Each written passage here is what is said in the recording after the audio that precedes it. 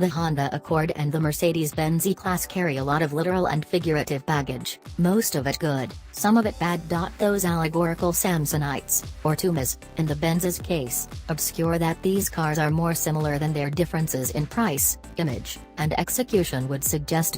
Yes, the Honda has long been the unassuming, unpretentious, and unquestioned definition of the modern family car, whereas the Benz midsizer has been filling country club parking lots for more than half a century. But both are long-running, highly evolved models of protean versatility. And their confrontation at this year's 10 Best illuminates that, though their paths have been different from the start, they have converged on the same fixation: total driver satisfaction. The Accord is a kitchen appliance, engineered to offer an ambitiously broad set of buyers a car that makes them feel smart and secure. It is quiet and roomy, safe and efficient, inexpensive yet well-equipped. It is a rational choice in a sea of rational choices. What sets it apart, as we've noted in 30 past 10 bests, is the way it drives.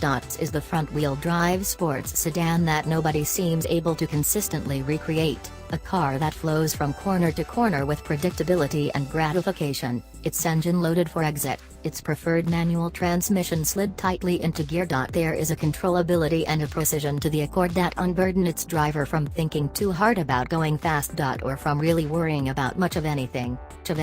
For those determined to drive themselves, there are delights galore. The new E-class is nothing if not obedient. It moves locomotive-like down an interstate, requiring no constant and annoying corrections at the wheel. And with a little steering lock and cornering loads in the tires, its metabolism rises as you gallop over a twisting road, deftly transitioning from curve to curve, the car doing the work. Moreover, the new E-class's interior is no longer the dour funeral director's office of past Benzes. As in the S-class, it offers rolling spa treatments in the form of massaging seats and perfumed interior air. The cabin is a tightly edited yet sumptuous place, with a full glass cockpit option, a Burmester audio package, tasteful wood inlays, and seats that, even in base form, make you want to lean back and order something from the galley. And yet, the Accord has more legroom in the rear. We were somewhat disappointed by the E-class's base steel-sprung suspension, in that it transmits too many high-frequency jolts through the wheels to the structure. The base car never really floats over the road the way old Benzes or, for that matter, new Accords do. For that, you need to pop for the air suspension, which costs $1,900 and is worth every penny. The air ride is spectacular. It feels as if it's lowering your heart rate.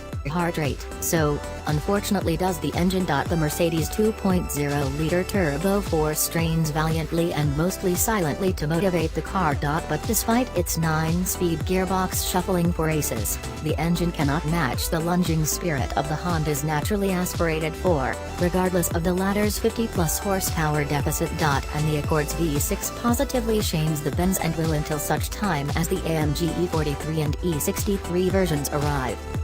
Mercedes, God bless it, strives to stay at the bleeding edge of technological innovation, now increasingly defined as software development. But software is cheap, and it's unfortunate for luxury car makers that this technology has trickled down so much more quickly than hardware ever could. For a while Honda's safety suite, called Honda Sensing, can't claim the technological leadership of the Benz's semi-autonomy, it's a pretty damn good net, one well suited to determine drivers who only occasionally admit to checking their phones.